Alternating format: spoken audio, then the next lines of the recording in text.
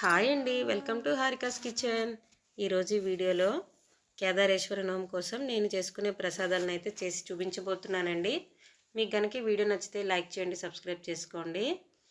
ముందుగా బూరెల కోసం 2 గంటలు నానబెట్టుకున్న పెసలను అయితే తీసుకోవాలి. పెసల్ని ఈ విధంగా ఉడికించుకోవాలి.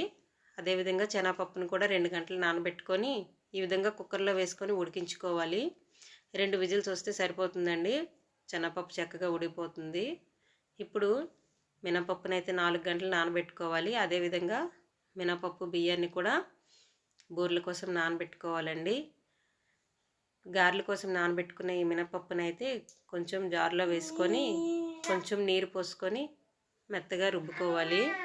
ఎక్కువ నీరు పోసుకోకుండా ఈ విధంగా చిన్న జార్లో వేసుకుంటే మనకి మెత్తగా వస్తుందండి. ఈ విధంగా మెత్తగా రుబ్బుకొని పక్కన పెట్టుకోవాలి. ఇక్కడైతే పెసలైతే ఉడికిపోయాయండి. ఈ విధంగా కొంచెం పలుకుగా ఉండే విధంగా అయితే ఉడికించుకోవాలి. ఉడికించుకున్న ఈ పెసలను అయితే ఈ విధంగా వడబోసుకొని పక్కన పెట్టుకోవాలి. ఇప్పుడు గారెల రుబ్బునైతే ఈ విధంగా చేతితోటి చక్కగా ఈ విధంగా కలుపుకొని పక్కన పెట్టుకోవాలి. ఈ విధంగా చేయడం వల్ల గారెలు అనేవి మనకి సాఫ్ట్గా వస్తాయండి. బూరెల కోసం మనం నానబెట్టుకున్న మినపప్పు బియ్యాన్ని కూడా ఇదే విధంగా రుబ్బు చేసుకొని పక్కన పెట్టుకోవాలండి. ఈ విధంగా జారే విధంగా రుబ్బుకోవాలి. ఈ బూరెల రుబ్బుని కూడా ఈ విధంగా చేతితోటి ఒకసారి చక్కగా కలుపుకొని మూత పెట్టి పక్కన పెట్టుకోవాలి. ఇప్పుడు మనం ఉడికించుకున్న శనగపప్పు అయితే ఉడికిందో లేదో చూద్దాం. ఇప్పుడు శనగపప్పు అయితే చక్కగా ఉడికిపోయిందండి. ఈ ఉడికిపోయిన శనగపప్పుని అయితే ఈ విధంగా వడబోసుకోవాలి. వడబోసుకొని పక్కన పెట్టుకోవాలి. బూరెల కోసం అయితే బెల్లాన్ని తురుముకోవాలండి. ఈ విధంగా బెల్లాన్ని తురుముకొని పక్కన పెట్టుకోవాలి. వడబోసుకున్న పెసలను అయితే ఈ విధంగా మిక్సీ జార్లో వేసుకొని ఒకసారి గ్రైండ్ చేయాలి. ఈ విధంగా బరకగా ఉండే విధంగా గ్రైండ్ చేసుకోవాలి.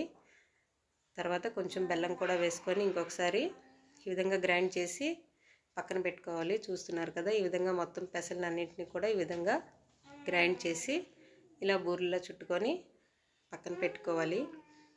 ఇప్పుడు వడపోసుకున్న శనగపప్పును కూడా కుక్కర్లో వేసుకొని ఈ విధంగా మెత్తగా స్మాష్ చేసుకోవాలి. ఇలా మెదిపేస్తే మొత్తం మెత్తగా అయిపోతుందండి. ఈ విధంగా స్మాష్ చేసుకొని పక్కన పెట్టుకోవాలి. ఇప్పుడు వేరే గిన్నె తీసుకొని 3 కప్పులు శనగపప్పుకి 4 కప్పులు బెల్లాన్ని అయితే తీసుకుంటున్నాను. స్వీట్ కాస్త తక్కువ తినే వాళ్ళైతే 3 కప్పులు బెల్లం తీసుకోండి, సరిపోతుంది. కొంచెం వాటర్ వేసి బెల్లం ఈ విధంగా కరిగేటట్టుగా చేసి వడబోసుకోవాలి. ఏవైనా రాళ్ళు ఏవైనా ఉంటే ఉండిపోతాయండి. ఇలా శనగపప్పు ఉడుకుతుండేటప్పుడు కొంచెం కొంచెంగా నెయ్యి వేసుకొని కలుపుకుంటూ దగ్గర పడేంత వరకు కూడా శనగపప్పుని ఉడికించుకోవాలి. ఉడికించుకుని శనగపప్పుని పక్కన పెట్టుకోవాలండి. ఇప్పుడు బూరెల కోసం రుబ్బుకున్న రుబ్బులో సరిపడేంత ఉప్పు వేసి ఒకసారి కలుపుకోవాలి.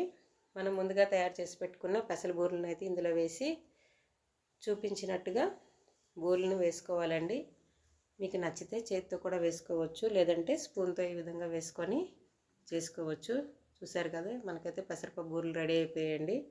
ఇప్పుడు వేరే కళాయిలో గారెలు కూడా ఈ విధంగా వేసుకోవాలి. గారెలు కూడా చక్కగా ఫ్రై అయిపోయాయండి. వీటిని కూడా తీసి పక్కన పెట్టుకుంటున్నాను. ఇప్పుడు చల్లారిన శనగపప్పునైతే ఈ విధంగా పూర్ణాల్లాగా చేసుకోవాలి. చేసుకున్న ఈ పూర్ణాన్ని కూడా రుబ్బులో ముంచుకొని చూపించే విధంగా బూరెల్లో వేసుకోవాలండి.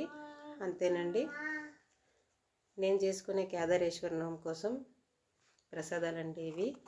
శనగపప్పు బూరెలు, పెసర బూరెలు, అదేవిధంగా గారెలు. మీకు కనుక ఈ వీడియో నచ్చితే లైక్ చేయండి, సబ్స్క్రైబ్ చేసుకోండి. Thank you for watching.